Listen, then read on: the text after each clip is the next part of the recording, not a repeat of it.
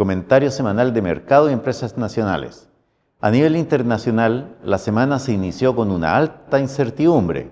a la espera de ver la reacción de los inversionistas luego que el fin de semana pasado Estados Unidos atacara 3 centrales nucleares de Irán, con lo que entró de lleno en la guerra Israel-Irán.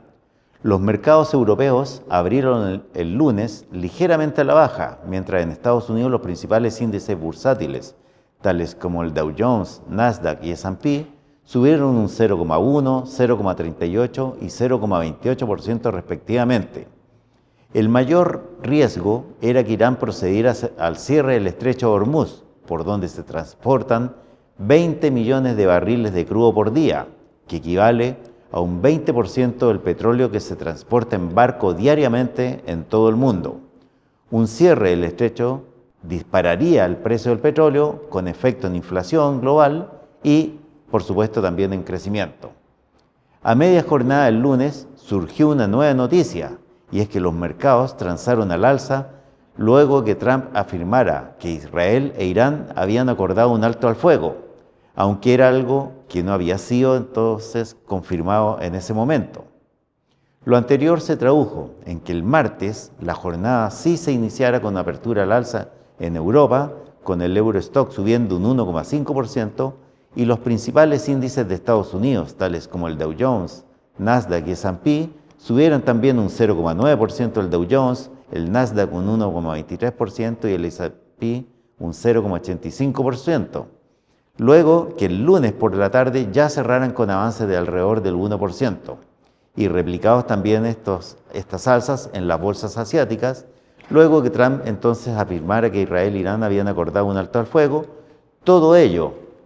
después de que Irán también atacase el día lunes por la tarde bases estadounidenses en Qatar, eso sí, con previo aviso a Estados Unidos, lo que se denomina, entre comillas, un ataque simbólico, el que incluso fue agradecido por Donald Trump al no haber pérdida de vidas humanas, dejando entonces un tablero empatado, entre comillas, que habría llevado también a que Trump a afirmar que es tiempo para la paz.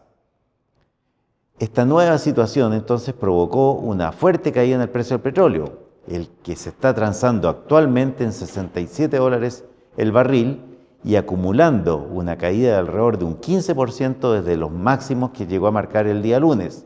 bajando también a niveles de precios similares a los previos al ataque de Israel a instalaciones nucleares iraníes el 12 de junio.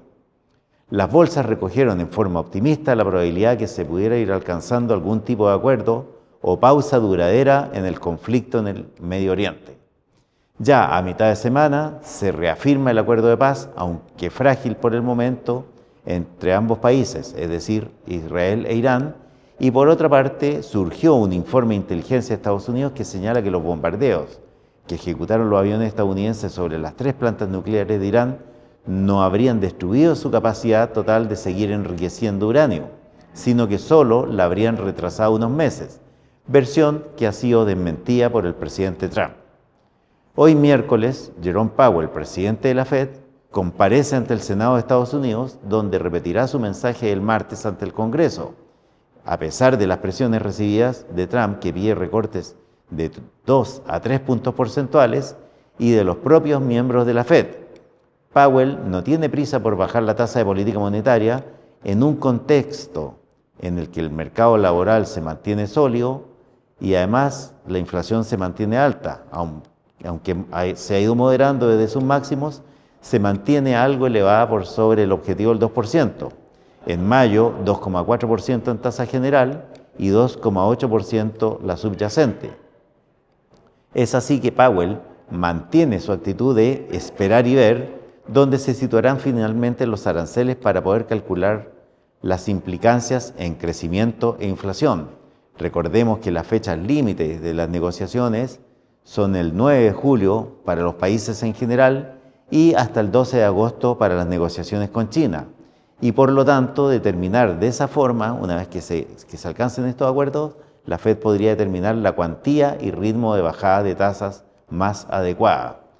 El mercado sigue descontando menos 25 puntos base en septiembre y otros menos 25 puntos base en diciembre, aunque el hecho de que hasta octubre, noviembre no tendría suficiente información sobre el impacto de los aranceles en la inflación, podría hacer que las bajadas de tasas no lleguen hasta fin de año, a menos que un rápido deterioro del mercado laboral lo obligue a actuar antes. A nivel nacional, la semana comenzó con la publicación del Banco Central de Chile del Producto Interno Bruto Regional del primer trimestre de 2025. De acuerdo con la información preliminar, en el primer trimestre de 2025 el PIB regional creció en 15 de las 16 regiones en que se divide el país, totalizando una expansión de 2,3% para la economía nacional. Considerando la descomposición por macrozonas, todas aportaron positivamente al resultado del PIB, destacándose las contribuciones de la región metropolitana y la zona centro-sur. También el INE dio a conocer el índice de precio productor o IPP de industrias, el que registró un aumento de 0,4% mensual en mayo de 2025.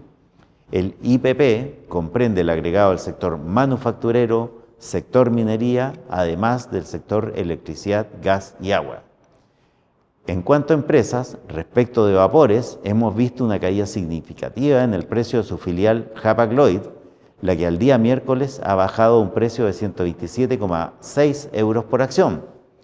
La evolución del conflicto en el Medio Oriente es una moneda al aire todavía, tanto así que el precio del petróleo ha bajado hoy a niveles previos al ataque a Israel e Irán, y tal como comentamos anteriormente, el petróleo Brent ha bajado a niveles de $67 el barril, es decir, una caída de 15% desde el máximo, lo que sería una muy buena noticia para el transporte naviero y también aéreo.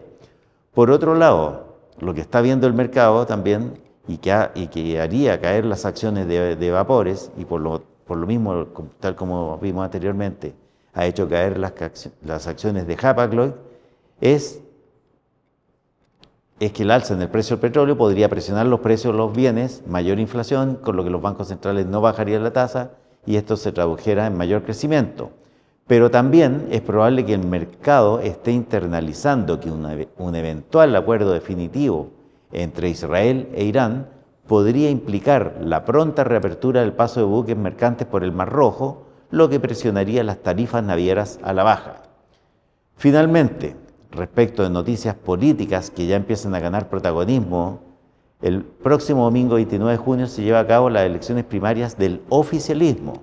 Es en este escenario donde la actual oposición espera ver quién será el candidato que gane las primarias del oficialismo para definir su estrategia de campaña. Recordemos que la oposición llevaría en este momento 3 candidatos a primera vuelta el 16 de noviembre, Evelyn Matei, José Antonio Kast y Johannes Kaiser, lo que eventualmente podría generar roces entre las partes. Dicho lo anterior, estimamos que la elección de un candidato de oposición, centro-derecha o derecha, no es una carrera ganada, entre comillas, tal como se estimaba hace unos meses, y dependerá de los errores o aciertos de campaña, tanto del candidato ganador del oficialismo como del desempeño de los candidatos de oposición de aquí a fin de año, para ver quién efectivamente se va perfilando como ganador el día 14 de diciembre. Atentamente, Guillermo Araya, gerente de estudio de Renta 4.